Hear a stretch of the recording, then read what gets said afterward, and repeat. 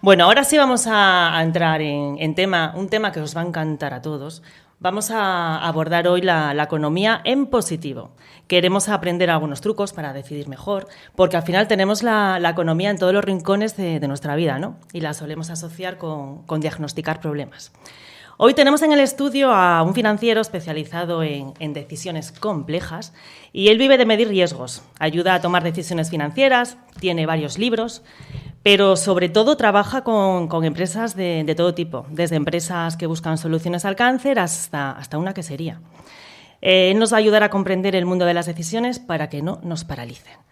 Javier García, buenas tardes. Muy buenas tardes, Sonia. ¿De verdad nos vas a enseñar todas estas cosas? Bueno, lo voy a intentar.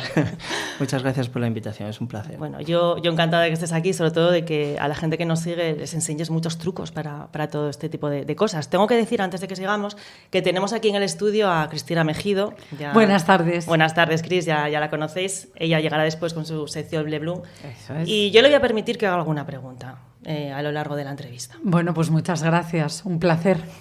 Igualmente, Cristina. Bueno, Javi, cuéntanos un poco.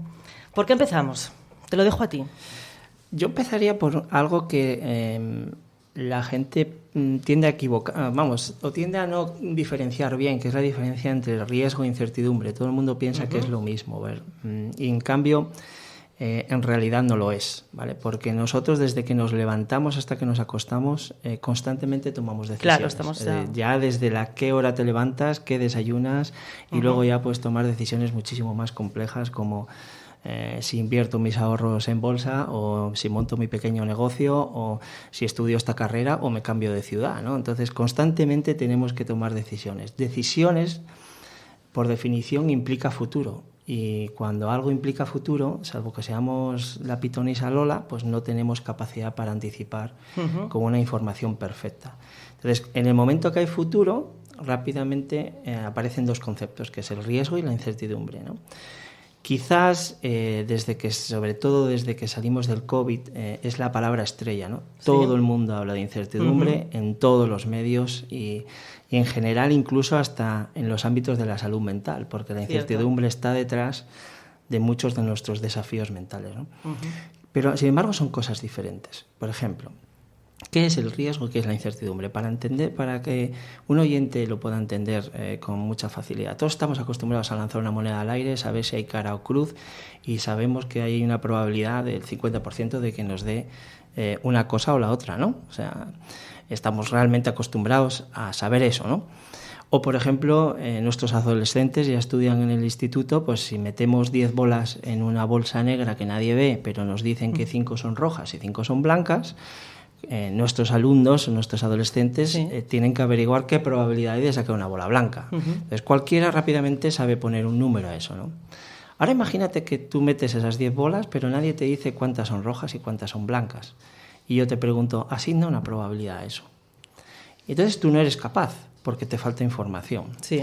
Bien, cuando eres capaz de poner un numerito o una probabilidad, estamos hablando de riesgo. Y el riesgo se puede gestionar. Cuando no sabes lo que va a salir de esa bolsa, hablamos de incertidumbre. La incertidumbre es muchísimo más difícil de gestionar. Y Javi, ¿qué paraliza más? ¿Riesgo o incertidumbre? Pues absolutamente la incertidumbre. Básicamente, piensa un ejemplo muy claro, que es cuando un asturiano baja al Huerna a las 2 de la mañana. Buen ejemplo. En el coche y viene un banco de niebla que no ves más allá de 2 metros, ¿vale?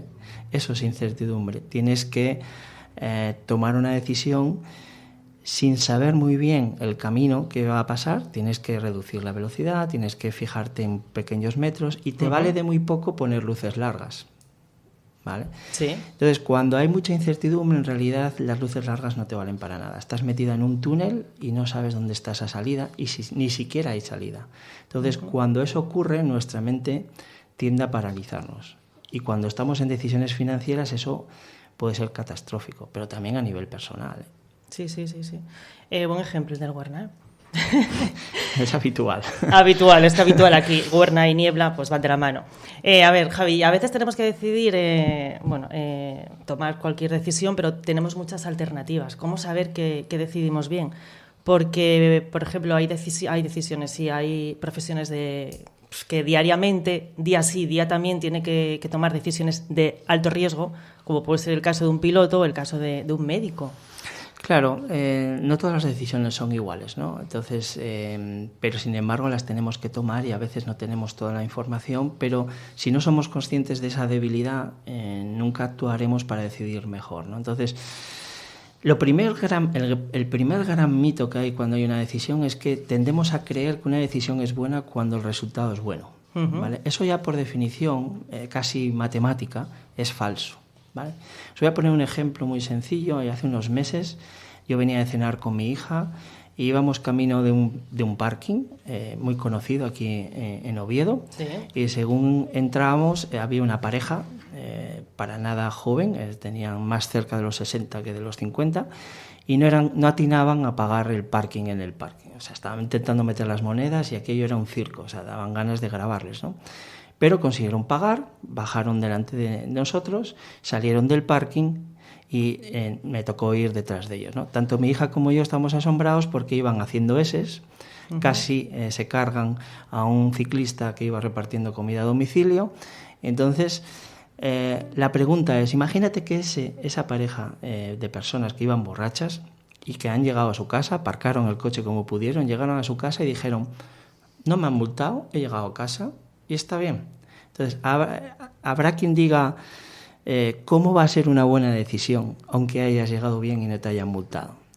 Pues la clave está en saber tomar decisiones, porque independientemente del resultado a veces. ¿Por qué? Porque puede que tengas todos los condimentos adecuados para tomar una buena decisión, pero siempre hay una probabilidad positiva de que salga mal, porque no tienes información perfecta. Claro. Por lo tanto, céntrate en el proceso de decidir, no tanto en el resultado. Y eso ya cambia tu perspectiva de tomar decisiones. ¿Qué ocurre también? Cuando hay profesiones en las cuales puede pasar de todo en cualquier momento, lo que tú decías de un piloto, o imagínate que entras, imagínate que entras en el hospital y tienes a un médico que te tiene que operar a corazón abierto. O imagínate una situación de un bombero, como lo hemos vivido en Asturias, que tienen que llegar y enfréntate a un fuego. Bueno, hay miles o microdecisiones que en cualquier momento puede pasar algo que eres incapaz de predecir en un despacho. Claro, no se puede controlar. Claro, entonces cuando estás en esas profesiones te enfrentas a la incertidumbre máxima y al riesgo máximo. ¿Cómo se entrena eso? Haciendo que la gente entrene los qué pasaría si. ¿Qué pasaría si pasa esto? ¿Qué pasaría si él cambia el aire? ¿Qué pasaría si el enfermo tiene una hemorragia? ¿Qué pasaría si llega una turbulencia? Y por eso existen los entrenadores, o sea, los simuladores de vuelo, por eso existen médicos que acompañan a medida que se van formando a gente más experimentada. Como dice Pérez Reverte, nunca puedes ser un gran escritor si no tienes cicatrices, ¿no? Pues en realidad las cicatrices son procesos vitales de experiencia que te permiten ir adquiriendo esa intuición para que cuando te pase algo nuevo que no eres capaz de prever puedas funcionar.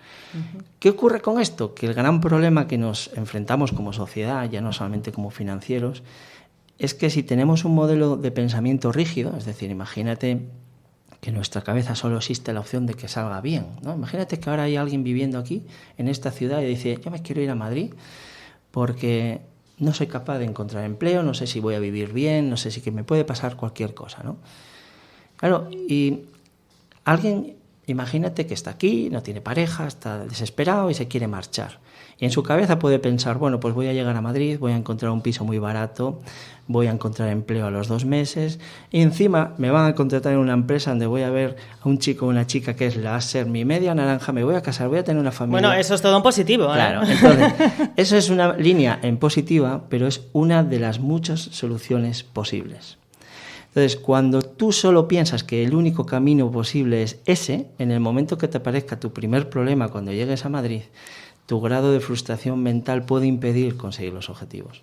Claro. En cambio, cuando vas pensando qué pasaría si no encuentro piso, qué pasaría si no es tan caro, cuánto tiempo podría aguantar en Madrid con el ahorro que tengo hasta que encuentre un empleo, qué pasaría si no cobro este sueldo, y ya vas entrenando tu mente y tu capacidad de decidir a los escenarios posibles. Claro, de alguna forma te vas preparando también.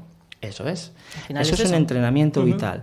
Y lo que nos estamos viviendo, que estamos en el siglo posiblemente Antes en la historia jamás hemos tenido tal volumen de complejidad, ¿vale? O sea, la complejidad está en nuestras vidas, ha matado los planes de negocio, ha matado las expectativas, o sea, es muy difícil. O sea, hoy te levantas por la mañana y es probable que puedan pasar cosas, ¿no? Y cada vez más.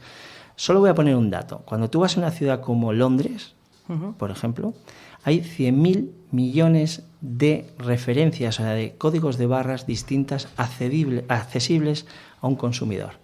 Cuando tú vas a un centro comercial grande y tú quieres montar una nueva empresa agroalimentaria, te enfrentas a 25.000 referencias distintas. Por lo tanto, competir es más difícil, hacer algo diferente es más difícil. Sí, claro. Entonces, esa complejidad lo que nos está obligando es que nunca antes en la historia nos hemos enfrentado a tomar decisiones inciertas.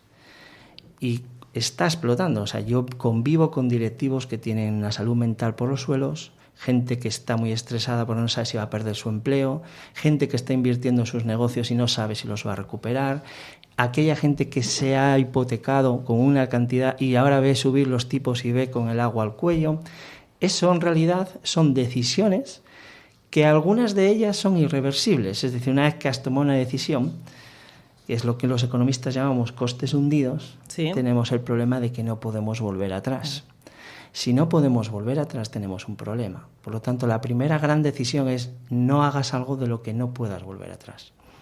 Son mecanismos para tratar de decidir mejor. Claro, además lo que estás diciendo son cosas que se viven a diario, como el tema de las hipotecas. ¿Quién a día de hoy no tiene una hipoteca? Claro. Y si encima convive una situación económica en la que la subida de tipos te lleva a una caída además de consumo, y ese consumo puede llevar o peligrar tu empleo o puede llegar que te bajen el sueldo, la presión puede ser doblemente mayor. Claro. Si encima vives en un contexto donde tienes un precio energético que no eres capaz de controlar, todavía mayor.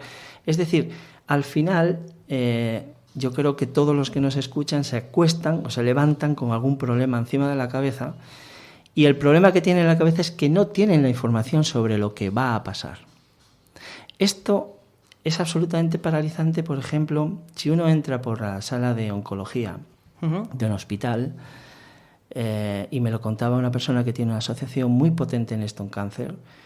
Uno de los grandes problemas cuando te diagnostican una enfermedad que es muy difícil y que puede tener un riesgo muy elevado de morir, es que tú no sabes cuánto tiempo tiene que ser ese tratamiento, si va a funcionar, si no va a funcionar. Te falta información sobre el futuro. El problema es que cuando te falta información sobre el futuro, lo que haces es no eres capaz de vislumbrar una alternativa y entonces te desmotivas porque te satura. Y puedes deprimirte. Sí, porque tendemos a ir a lo peor siempre. Y al deprimirte, tu enfermedad se puede agravar. Claro. Entonces, lo que muchos técnicos o muchos médicos están intentando facilitar a los pacientes es que se motiven en: me levanto todas las mañanas, tomo mis pastillas, hago mi deporte, me cuido, valóralo en pequeños pasos. Es la única manera de soportar una situación de extrema incertidumbre. Claro. Igual que cuando ahora mismo hay un chico que acaba de cruzar la Antártida, ha cruzado la Antártida, ha hecho el mayor récord mundial con 33 años, estuvo 63 días caminando, solo veía hielo. Y cuando acabó, que estuvo a punto de tirar la toalla, la pregunta es: ¿cómo es capaz de dar el siguiente paso? Y la respuesta es muy buena, porque me fijo en el siguiente bloque de hielo que puedo llegar. O un maratoniano, te fijas en el próximo kilómetro, en el siguiente avituallamiento. O sea, o troceas la decisión y la conviertes en algo que tú puedas controlar, o la decisión te va a controlar a ti. Claro, y eso es muy bueno. Además me comentabas el otro día que eso lo hacen los deportistas de élite, ¿no? Bueno, prácticamente todo deportista de élite, tanto, por ejemplo, en deportes que no son predecibles, que no dependen solo de ti, como correr y demás, tienen que entrenarse precisamente en eso. Y sobre todo ocurre, pues imagínate que tú quieres subir el Himalaya, ¿no? Claro, hay muchas cosas que pueden pasar. Puede cambiar el viento, puede cambiar la temperatura y muchas decisiones que tú tienes que tomar. Sí. ¿Cuánta comida llevo? ¿Llevo ropa de abrigo? ¿No llevo ropa de abrigo? Y claro, tú tienes que estar preparado. Sí, para todo. Para lo que pueda pasar. Claro. Pero a la vez, si te preparas en exceso no subes porque llevas más peso de lo adecuado. Entonces la vida es un constante equilibrio. Y por otro lado, claro, si esperamos a tener todos los datos para tomar una decisión, nunca la tomaremos, nos paralizamos. Entonces, tienes que convivir entre la agilidad, asumir que no tienes toda la información y a la vez decidir. Entonces, claro, son procesos realmente complejos que imaginaros... Claro, es que esto que acabas de decir no es nada fácil, ¿eh? No, es muy complejo. Estabas diciéndolo, yo lo estoy procesando y la gente en su casa está pensando, le está diciendo, quiere decir que si quiero hacer algo, mejor no lo piense mucho, porque como lo piense mucho no lo voy a hacer. Yo soy la voz de la calle. No del todo, porque tienes que pensarlo mínimamente. Es decir, hay que intentar optar a tener la mayor cantidad de datos posibles sin que los datos te paralicen. Pero tienes que intentar tener datos y trocear la decisión a algo que tú puedas manejar. Pero, claro, es difícil, pero es más difícil si no tienes una mente entrenada en la humildad, en la flexibilidad, en estar dispuesto a aprender constantemente. ¿Qué ocurre? Que aquellas personas que tienen esa rigidez mental y no aceptan algo diferente a lo que han pensado en las empresas, y hay muchas todavía a día de hoy, lo que generan son caldos de estrés excesivo, se convierten en tóxicos y a veces estás culpando a gente por resultados que no estaban en su mano. Y porque no aceptas pulpo, ¿no? De que tu vida no es una decisión que tú puedes prever. Claro. Entonces mucha gente convive con eso. Javi, ¿una decisión es buena si el resultado es bueno? Como decía antes, no. Efectivamente hay que trabajar el método de la decisión. Pero, por ejemplo, ya que tenemos... Quiero que quede claro eso, sí. Sí, aquí que tenemos a Cristina, ¿no? Por ejemplo, cuando abordamos temas de salud, temas de dietas, Aquí es muy habitual en Asturias, cuando viene gente de fuera que los invitas a cenar, alucinan con lo que comemos, ¿no? Pero básicamente es muy habitual porque vienes aquí, te metes una fabada, luego te metes un cachopo, luego te metes el arroz con leche. Sí, que luego llegas a casa y Dios mío. Luego te pides un café con leche y pides sacarina. Sí, ¿vale? Sí. La gran pregunta es, ¿tiene sentido la sacarina? No, ¿sabes por qué lo dicen? Porque yo lo pregunto a mucha gente cuando salgo y lo hacen. Yo digo, ¿pero tú por qué haces eso? La respuesta es, porque me gusta el sabor. Vale, la respuesta que te daría un financiero, o un matemático, te diría, vale, ya te has metido en el cuerpo 2.500 calorías.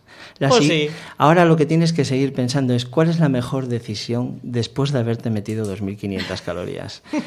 ¿Seguir metiendo azúcar o seguir metiendo sacarina? La verdad que muchas veces la gente cuando te da esa respuesta es porque se están autoconvenciendo. Porque exacto, no queda de otra que llegados a ese punto no hacer ningún análisis más y decir, me autoconvenzo. ¿Vale? Es lo mismo que cuando las mujeres tenemos dinero y queremos un bolso caro, entonces nos convencemos de por qué necesitamos ese bolso. Bueno, claro. Ahí empieza esa decisión, ¿no? Lo que pasa que tú fíjate que hay una cosa muy poderosa a la hora de tomar decisiones y es pensar marginalmente, es decir, ¿qué hago con mi hora adicional? ¿Qué hago con mi minuto adicional? ¿Con mi euro adicional? O sea, ¿qué puedo hacer yo ahora?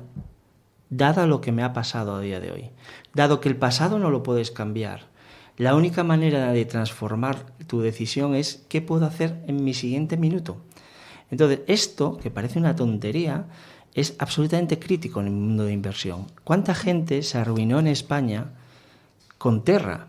¿Vale? Terra fue un caso de éxito donde hasta mi madre quería invertir en Terra, ¿no? ¿Por qué? Porque era como la posibilidad de invertir uno y que se iba a multiplicar por 100, ¿no? Entonces, ¿cuánta gente ha invertido en Terra a 50, por ejemplo, y lo ha visto crecer, entonces ya se estaba viendo nadar como el tío Gilito en euros, pero de repente algo cambió y baja, y baja, y baja. Tú compraste a 50 y llega un momento que baja por debajo de 50 y ya estás perdiendo dinero.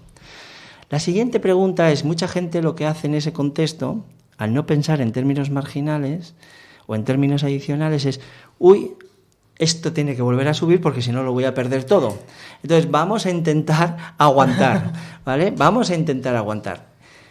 ¿Qué te diría un financiero que está obsesionado con las decisiones? Si tú volvieras a tener 100 euros, ¿volverías a invertir a ese precio en Terra? La respuesta es no, pues vende, porque si no lo vas a perder hasta los pantalones. Entonces, Eso es muy importante. No nos podemos anclar en que como ya he gastado tanto, como ya he invertido tanto, como ya he hecho este esfuerzo, no puedo perderlo. Ojo, si no hubieras hecho todo eso, ¿volverías a tomar esa decisión? Muchas veces cambiaríamos de punto de vista, porque tenemos información que antes no teníamos. Y eso por eso exige una mente muy humilde y sobre todo con una capacidad de aprendizaje muy elevada. Y por eso esto es crítico.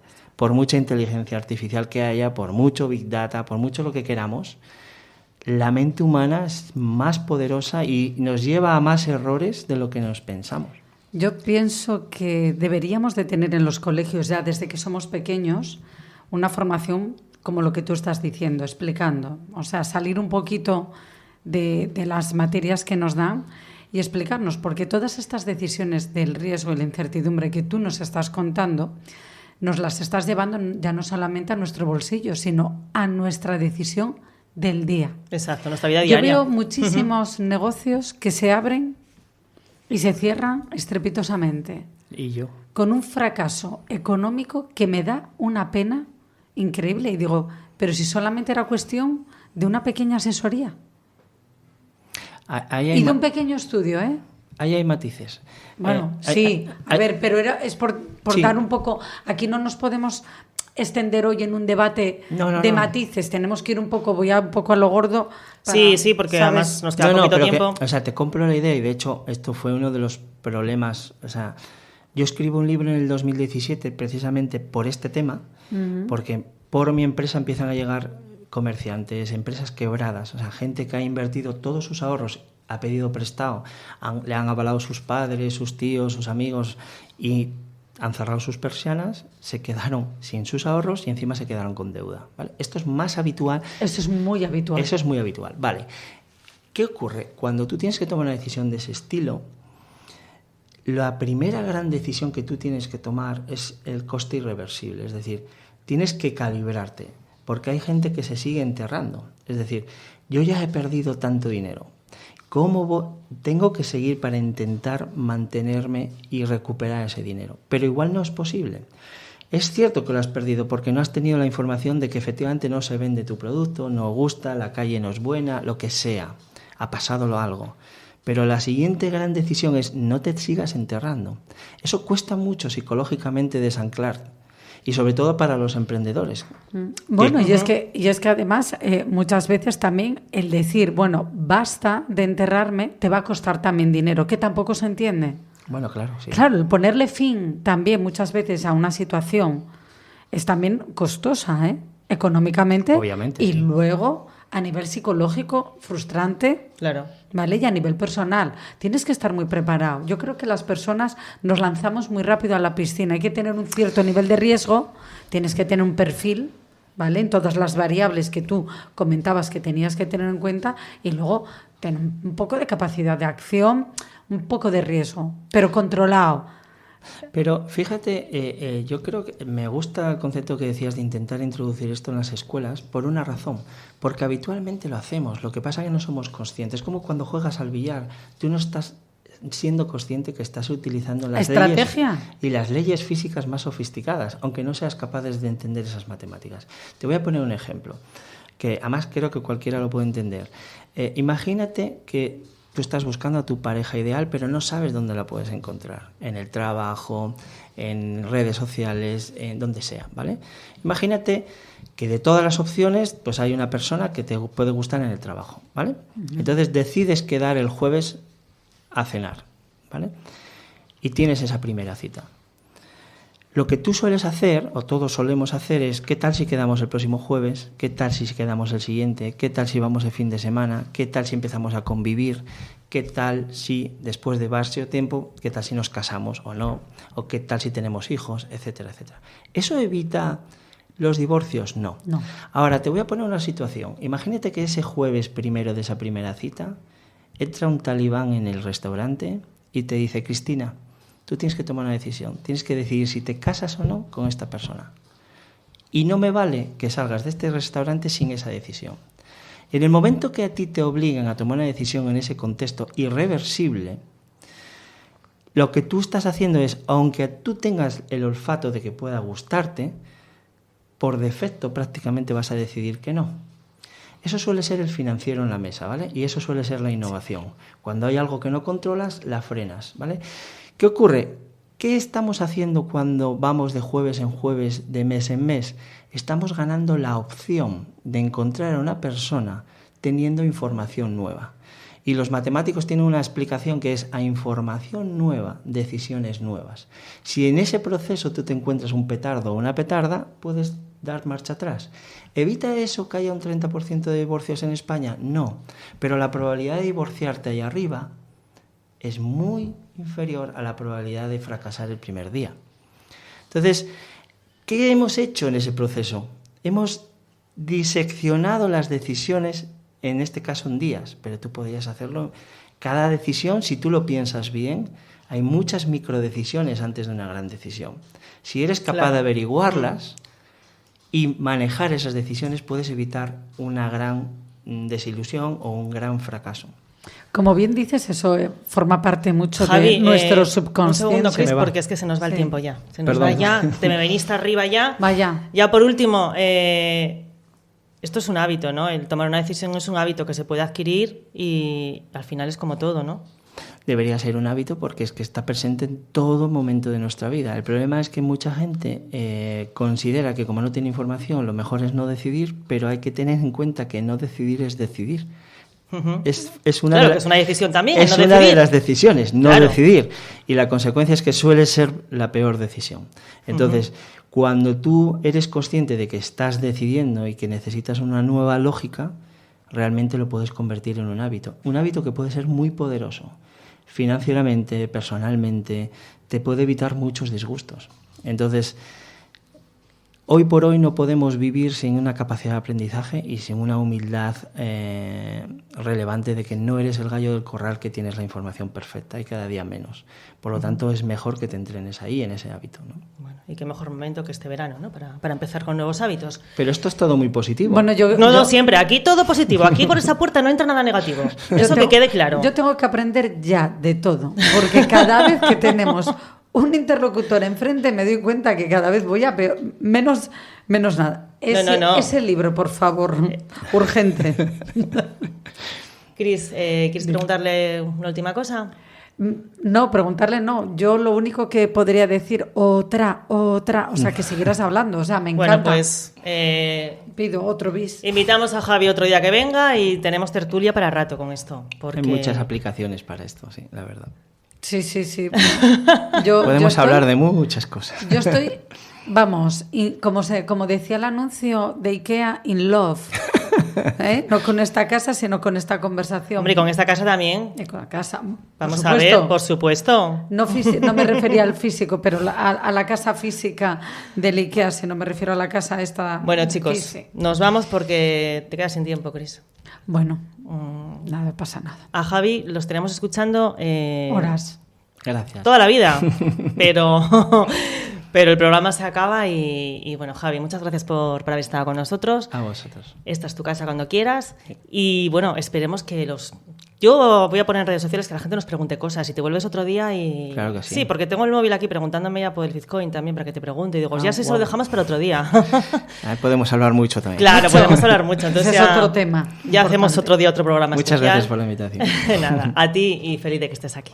A vosotros a las 8:38 de la tarde. En nada, estamos de vuelta.